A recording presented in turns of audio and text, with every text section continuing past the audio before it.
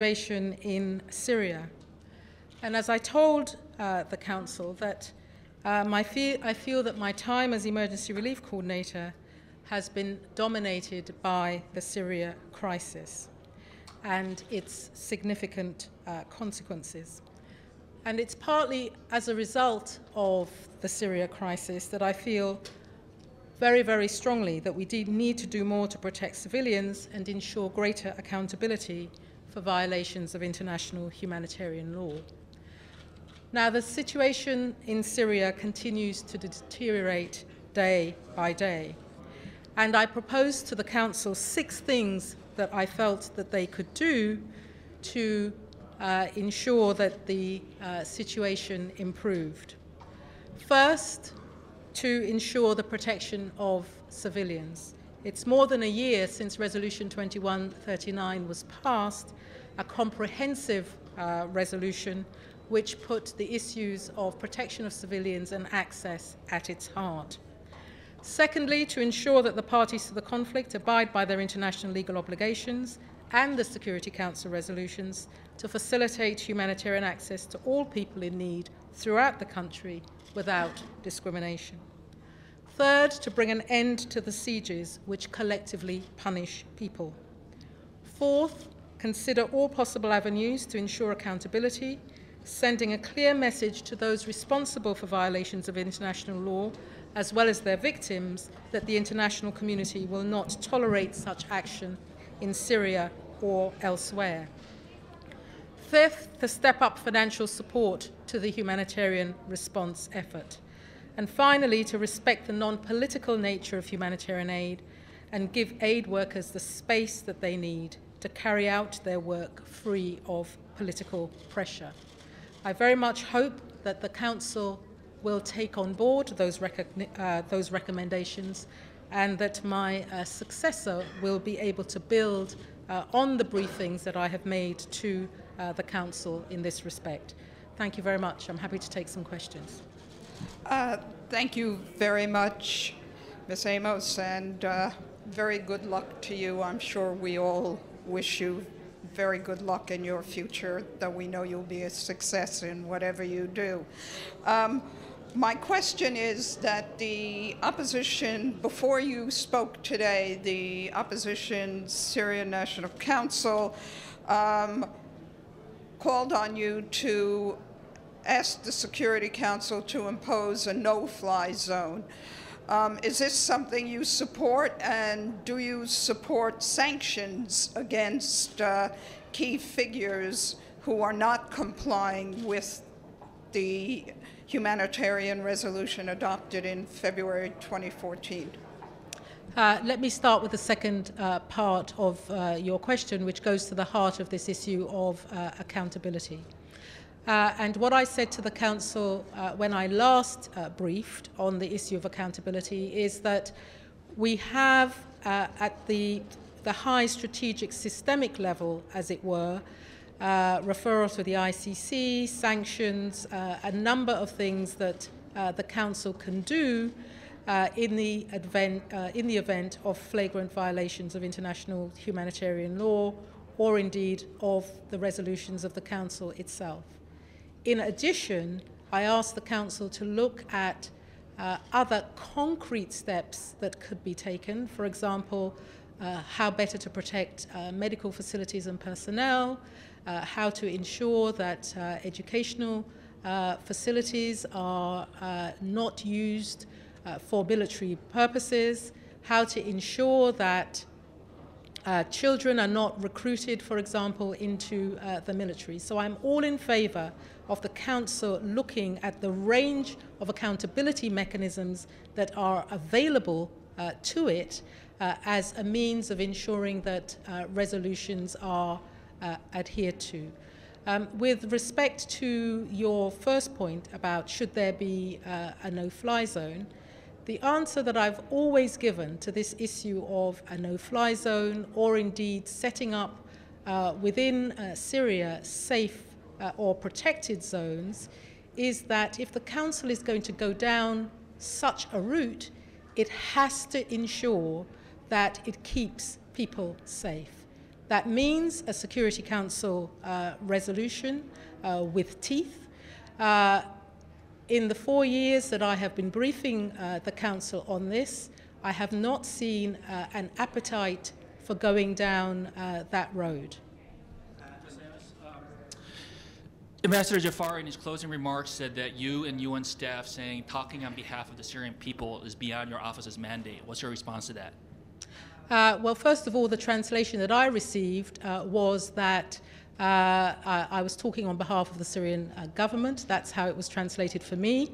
I did not have the opportunity to respond, but if I had, I would have said that I was very pleased not to be talking on behalf of the Syrian government, because I would not want to be speaking on behalf of a government that targets its own people, which is what we have seen over the years.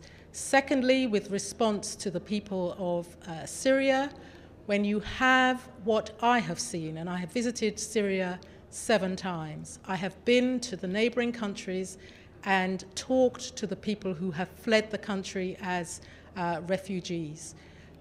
If their own government does not stand up for their plight, if you have on the ground numerous armed and terrorist groups and other groups that are targeting civilians, then it is the job of the international community, and particularly those of the humanitarian community, to give voice to what those people are suffering. That's what I do. That has been my job for the nearly 5 years I have been in this job.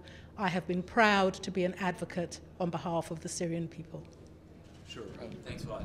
It's actually about something else that Ambassador Jafari said, which may or may not have been mistranslated, but he seemed to say that there were 20 trucks used to move from Turkey into Syria, UN trucks, and he said basically that this showed that the warnings he gave were correct. I'm assuming you'll deny it, but I wanted to ask you, and also, if you're willing to, I wanted to ask you about Southern Kordofan and Blue Nile, another major I'm only taking questions on Syria.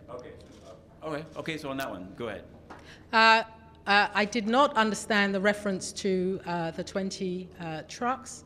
We have had thousands of trucks now that have crossed the border with cross-border goods as part of the Resolution 2165. We have had no complaints about diversion of any of those goods. Thank you.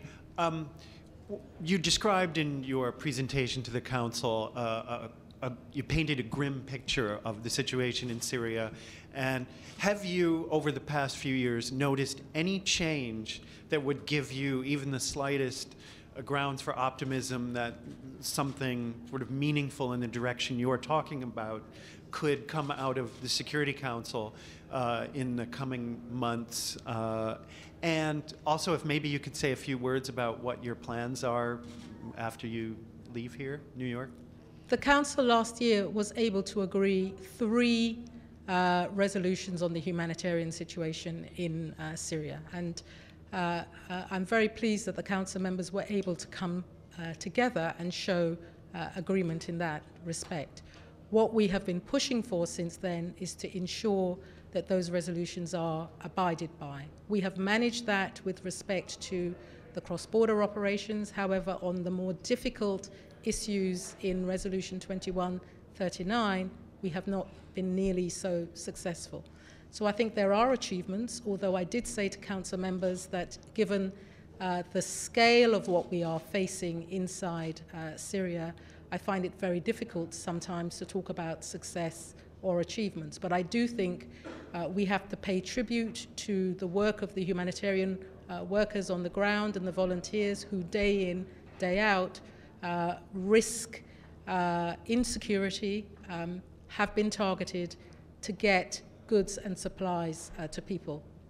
If you look at what the combined efforts of UN organizations and our NGO partners have been able to do, there are over 5 million people, for example, per month that are receiving food assistance, millions of people who have received health interventions, millions of people who are able to get clean water because of the work of humanitarians on the ground. That is something to be very proud of.